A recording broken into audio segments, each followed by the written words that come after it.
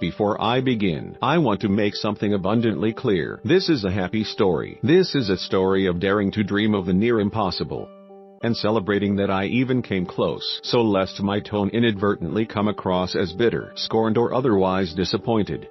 Please let this paragraph serve as a voice in your head reminding you that I consider this to be an amazing experience. With all that said, Doctor, here's the end of the story. I am not the composer of CBS new series Star Trek Discovery. That task has fallen to Emmy-winning composer Jeff Russo, and I'm sending my heartfelt congratulations to him on a truly impressive career thus far, especially for his achievements on Fargo. Okay, done with disclaimers. Time for a little backstory. Growing up, I was a rare breed of nerd who found himself equally enamored by both of the sci-fi staples of the era, Star Wars and Star Trek. On a foundational level, both originated as father-son bonding experiences, but whereas Star Wars was about the emotional thrill, Star Trek was all about knowledge and curiosity. We would watch episodes, particularly of The Next Generation, and have discussions and debates about the ideas, morals, etc. I owe my lifelong love of science and learning in no small part to the impact of Star Trek during those developmental years. Needless to say, the music of Star Trek became a huge inspiration for me following my discovery of Jerry Goldsmith when I was about 10. In contrast to the swashbuckling adventurousness of John Williams' Star Wars score, Goldsmith's work on Star Trek was all about the romance of exploration. It was deeply imaginative and captured the idea of the final frontier with supreme class and elegance.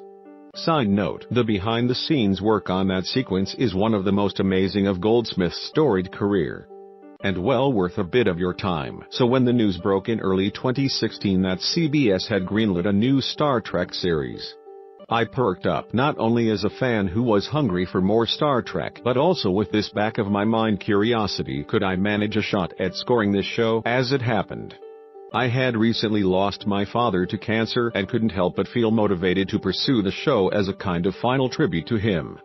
I decided to tell my agents, the spectacular Kraft Engel management, about my interest just in case it should become viable.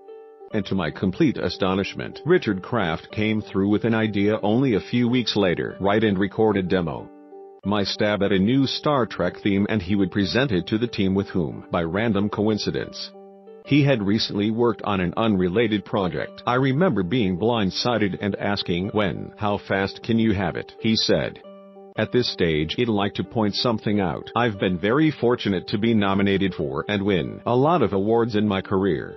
7 BAFTA nominations, among them 2 wins, an apparently historic Grammy nomination, etc., etc., blah blah blah.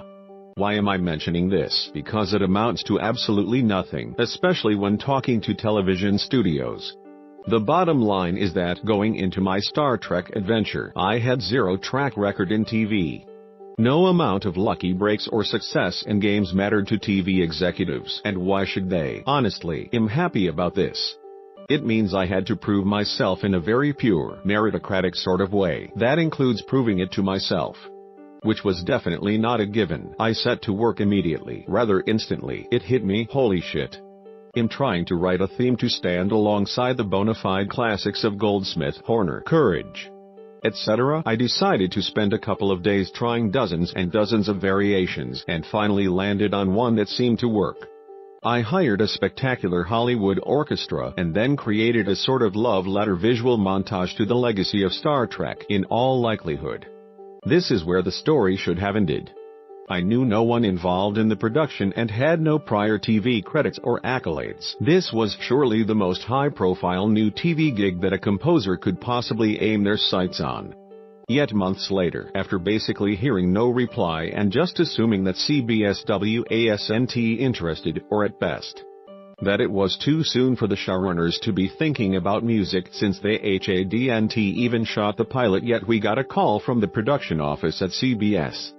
They said they liked my demo and wanted to send me a short scene to score as part of their official demo process. Reread that last sentence in a rather explosively enthusiastic yell, and you can approximate my reaction to this shocking news. In other words, my demo had cracked open the door and gotten me onto the ground floor, where I would be writing a demo. Related, there was a twist. Though I was in New York City performing Journey live, CBS was going to send over a non-disclosure agreement and wanted the music no later than midweek.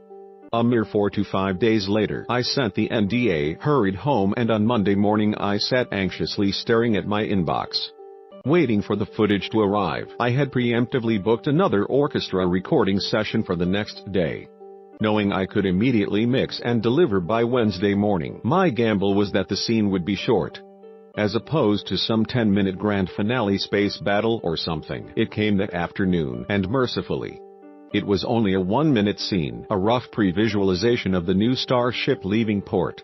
It also came without any creative direction from the filmmakers, which was an interesting twist. There was no temp music or sound effects of any kind, actually, and no keywords or even an email describing the context of the scene. I realized that because it was short enough, I had booked more time than I needed, so I decided to score it 3 different ways. I wrote 3 totally different approaches, hoping that at least one of them would land where CBS wanted. Here they are, with the finished visuals as later released at Comic-Con 2016. I've added a text commentary to explain the ideas behind each. Note that for the first 2, I decided to write a new, perhaps more modern, theme, and for the third I brought back my first one from the prior demo. Then, as so often happens, I got a call saying, "We loved it, but we've decided to go with someone else. Thank you for your hard work and quick turnaround." That is a pretty typical end to a story like this, and one I was prepared for. So I thanked CBS for the opportunity and went on with my life, which, at the time, was finishing my final soundtrack edits and releasing Giant Squid's incredible debut title, Abzu. Having made it this far, I was stoked. I had had my head in the ring on a real Star Trek show. Astonishingly, though, the story doesn't end there. Months later, my agents got a truly unexpected call. Things hadn't worked out with the composer CBS had hired, and the showrunners were once again looking for a composer. They wanted to consider me again with a new demo, but even better, legendary showrunner Bryan Fuller wanted to be personally involved in choosing the music for the show. As such, I was asked to come in for a meeting with Fuller and the production team to discuss their creative vision for the show and its score. This was to be the first time I actually got direct creative input from the filmmakers, and I was ecstatic. The meeting was wonderful. They walked me through the storyline, characters, concept art, and costume design. Bear in mind, they still hadn't finished casting or started shooting yet. All of it really seemed to suggest this was a proper, darker take on Star Trek, well suited to today's TV renaissance. Some fun trivia: they later cast my friend Anthony Rapp, a tremendous screen and stage actor who had had a pivotal role in an indie feature I scored. Fuller also told me something immensely exciting for the new demo. "Please don't hold back. Give us full, unreserved inventory. We want something musically aggressive and unique." As a side note, the producers hinted at a quasi-religious, almost spiritual warrior concept for the Klingons in the show, which was a great musical leaping-off point. Time for the third demo. I again booked a session, this time going for broke and gathering a 70-piece orchestra, augmented by a men's chorus for the Klingons, of course. Strange chauffeur-type brass and winds. The demo was a suite of ideas showcasing the darker tone of the show, spotlighting highly kinetic action, a kind of Warriors Right Klingon idea, a more dancing explorational section, and finally a reprise, in a warmer, lush way, of my main theme, with 2 days to write it. Here is what came out. The next twist was truly surprising. We were mixing the music at the Warner Brothers scoring, my whole team feeling so excited about what we had just finished recording, when I happened to catch a rather surprising headline on Variety. Bryan Fuller was stepping back from Star Trek Discovery. The man who had encouraged me to really go ballistic in my approach was no longer at the forefront of creative decision-making.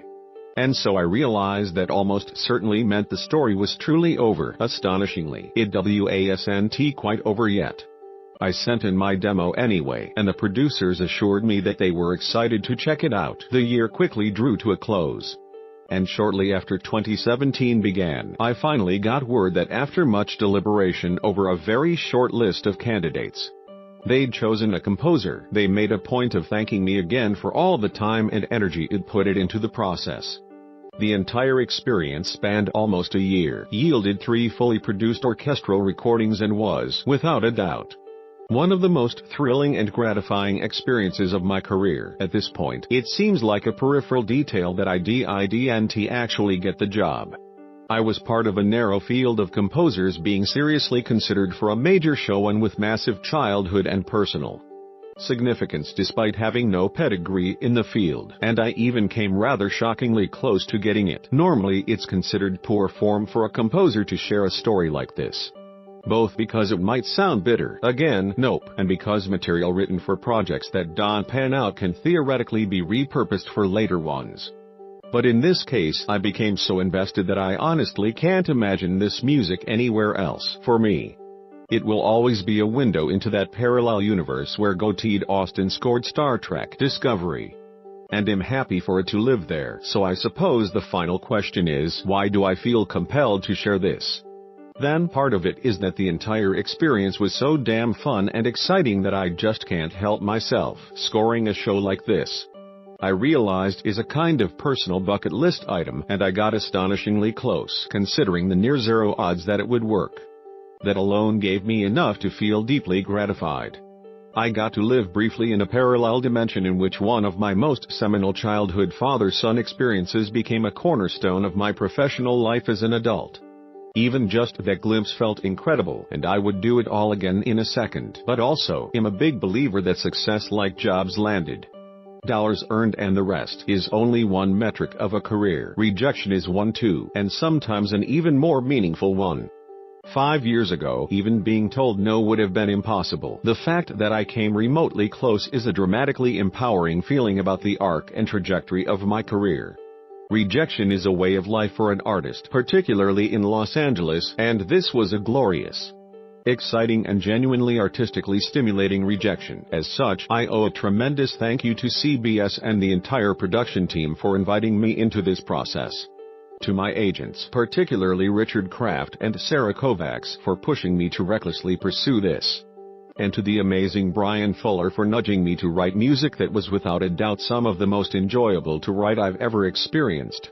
Austin Wintory is the BAFTA-winning, Grammy-nominated composer of games such as Journey, Assassin's Creed Syndicate, Abzu, and the Banner Saga franchise.